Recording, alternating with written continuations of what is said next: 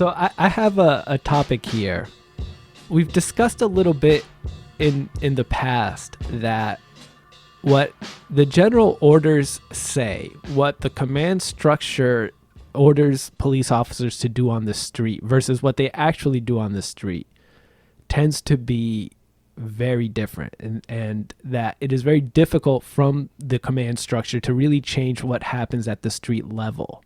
So how does your system help make sure that what happens or what is being directed at the command level is making its way to the street?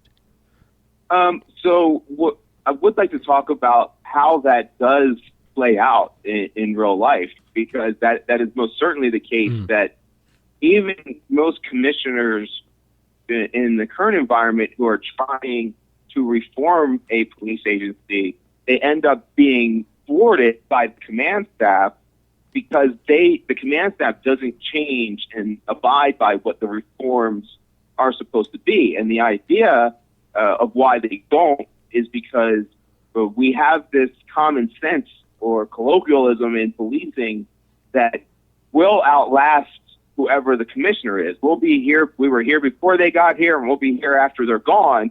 And essentially what happens is that everything will come back down to how many people you arrested, and nothing ever actually changes in the Baltimore Police Department. You keep doing what we do, and people at the top will come and go, and therefore nothing will change. And that's played out. That's one of the reasons why nothing has changed whatsoever.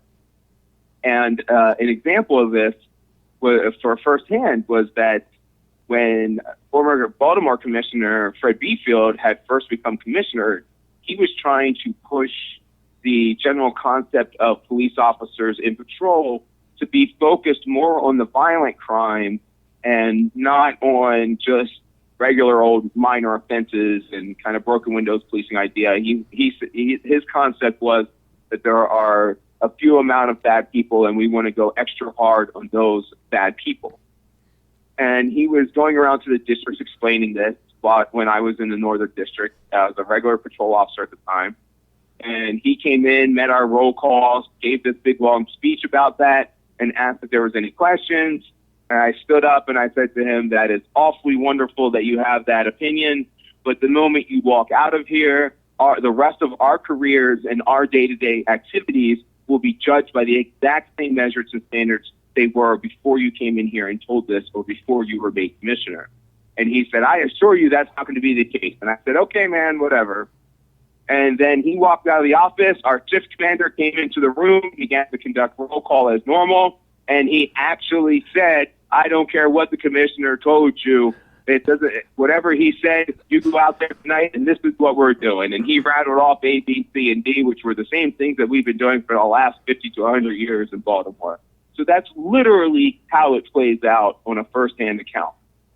How would we change this? Well, we're changing this because the entire paradigm that's shifting is that under my civilian-led model, the civilian board is not just an oversight metric for the police department.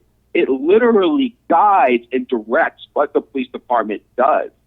So when they are measuring cops and who will get promoted, it's a long-term vision, and it doesn't depend on that commissioner. Whoever is the commissioner can come and go. Those board and civilian directives will continue to stay.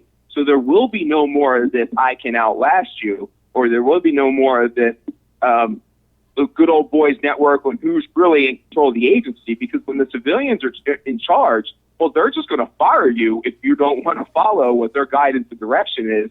There's not going to be able to be this entrenched idea of waiting out and that being proven true time and time again, because, I mean, the way the system's set up, it could take 3 or 4 years to fire an officer, and most commissioners don't last 3 or 4 years.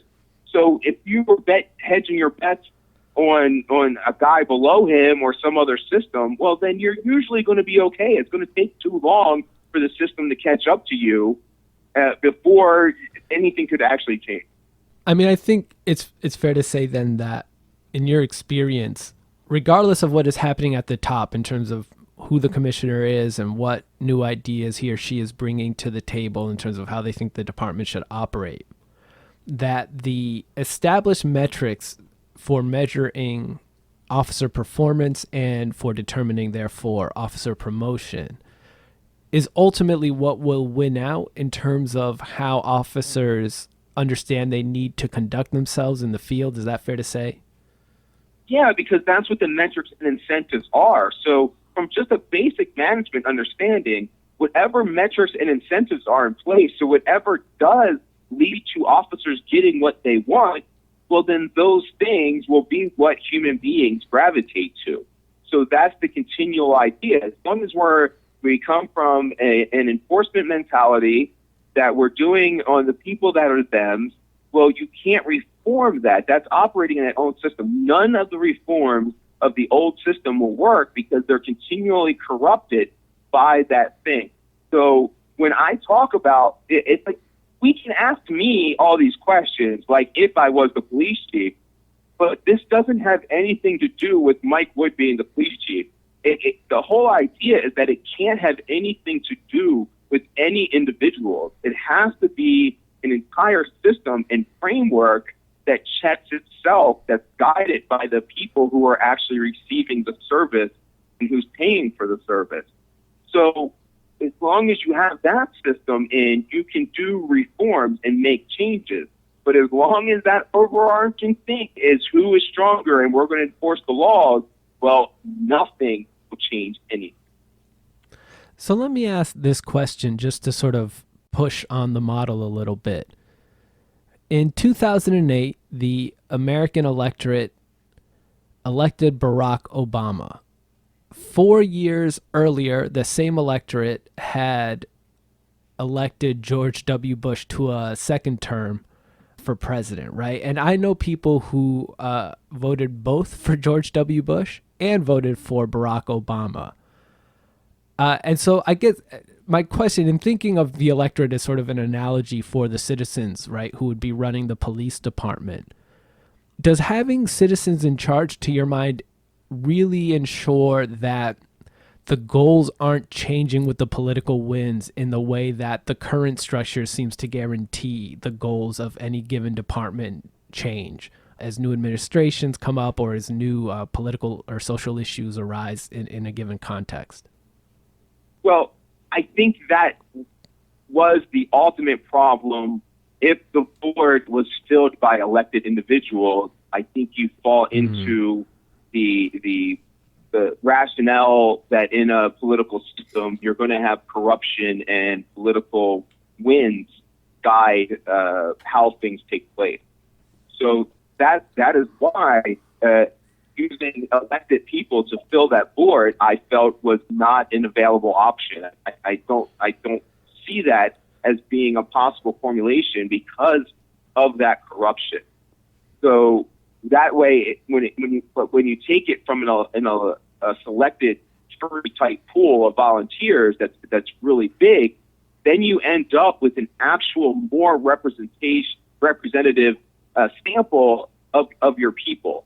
So even using any election, when only like 30% of the people vote, well, you're not getting a representative sample of your actual constituents. You're only getting a representative sample of that certain select people that do go and vote and stuff like that. So you know that an easy one to know that older people vote at better rates because it's easier for them, especially if they're retired, than it is for somebody that's young and is going to work and doesn't know enough about it yet. So you have to push those ideas out and you can bring it into what is generally accepted in society. And the general accepted in society things aren't like they are in politics. Like 80% or more, pretty sure it's more of that, of actual NRA members want more background checks or gun control. But the NRA and the politicians don't vote that way because they're still serving the oligarchy of corrupted politicians and elected process. So if we did, like that's an example of where if we went by what I'm saying, then we would end up with 80% or more of people who wanted to enact gun control, and you would have it done. I mean, it's interesting because one of the things you've also mentioned is that you feel like whatever civilian board emerges should be weighted in favor of making sure that the members on the board are are also reflective of those populations who are most likely to be engaged by police, right? And so let me just ask a sort of practical question, because I do think that that might address some of the sort of political vagaries that we otherwise see when the people who are inevitably making the decision are not necessarily a representative sample of the people who are impacted, right, by those decisions, are not a representative sample of the persons in whose neighborhoods that policing is going to take place or in which those policies will be enacted. But in light of how up to now the opposite has been true, right? It's not the people, who sit on their steps and the police engage them for no reason, who are generally the ones most often voting. And therefore, we've created this dynamic where the community often feels besieged. How do we intervene effectively so that in the early stages, the board isn't being weighted with people who are because of historical experience, are essentially hostile to the mission of the agency that they're now in charge of? I would like to hear what they're hostile about in the agency, because I doubt I disagree with them. And I think their concerns would be valid, and we better do something to address it. When I go around in any impoverished community that's over-policed and talk to people, they explain to me how they view the system, and I haven't heard any of them view it any crazy which way.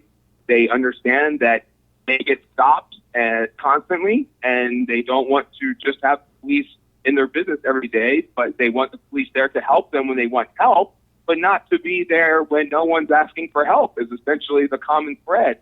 And so while they are angry, I think it's our fundamental responsibility to address why they're angry, and that's something we can handle because they're not angry for ridiculous reasons.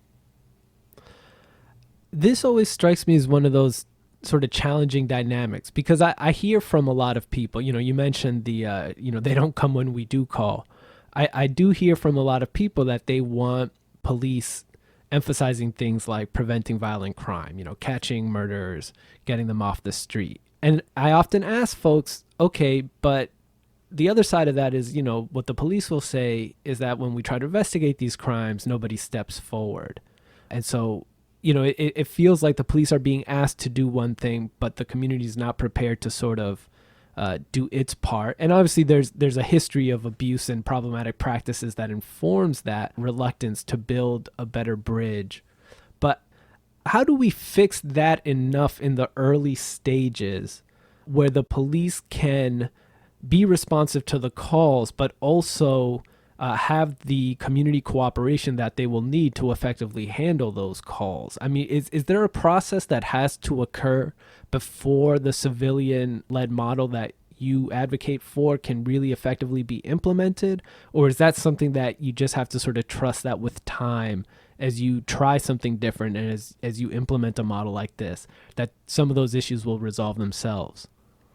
Well, we have to remember that the reason communities don't cooperate with the police is because the police have lost their legitimacy. And the maintenance of police legitimacy is on the responsibility of the police, not the community whatsoever. So I don't buy into the concept that the community has to step up at all. The way that we have to look at that is that the police have to earn their legitimacy back. Now, having the civilian board in place and having a control of the agency through representatives from those communities, I think will go a great deal in immediately making strides in police legitimacy. But it will certainly take time to earn that trust back, and we will have to continually reinforce that we're doing the right thing and are willing to sacrifice to do the right thing for that community. So I think there will be a large immediate payoff, but the ultimate payoff is definitely going to take time. I mean, let me just ask, because obviously you were in the Baltimore Police Department. You came to prominence in large part because you had tweeted a number of the abusive things you said, or excuse me, some of the abusive things that you had seen while a member of the force. What do you think it would take for police to regain that legitimacy? So I try to embody what that is. And part of our education conversations from before and that embodiment come in that coming to prominence through revealing those issues through Twitter.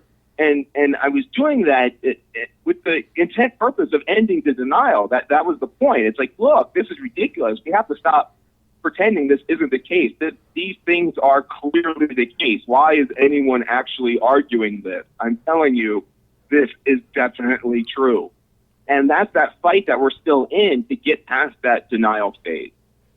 But what we have to do in earning this trust is do these things that I've done. We have to be vulnerable. We have to admit all these wrongs. We have to change it into not how do we punish these wrongs that we've done, but how do we fix these wrongs in that evolving model to ensure that we never do these wrongs again, that state-sanctioned agents never victimize the community again. How do we move forward from that unless we tell the truth and are completely honest about everything?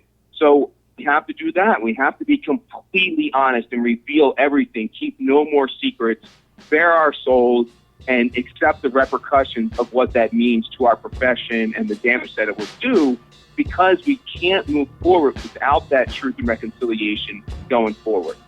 Go ahead. That's like the first, that's just the first step. I mean, we have to be, that ending of the denial will help shape what the next step is after that.